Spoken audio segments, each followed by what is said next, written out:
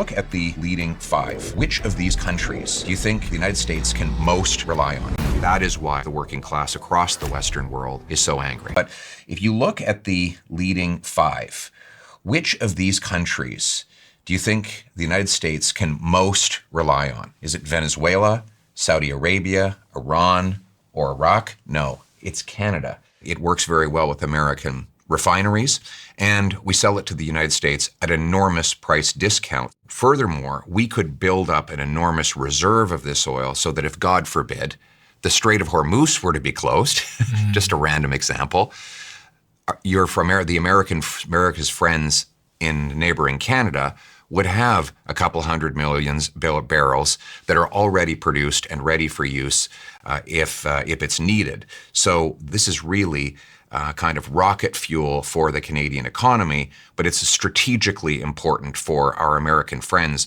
We could cooperate better on this if we got a friendly posture and a fully tariff-free trade arrangement with the U.S. I'm looking at the third vial there in the row, Iran. Mm-hmm. Has Trump taken the right course of action in bombing Iran in the way that he has? And the other question that's, I think, on everyone's mind is like, how do you get out of this? Is this going to end well?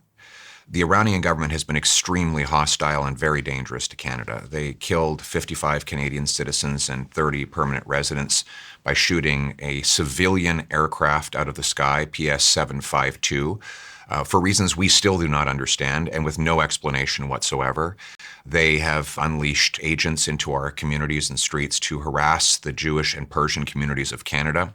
And they are the leading world sponsor of terrorism. It is absolutely unacceptable for the Iranian government to ever acquire nuclear weapons.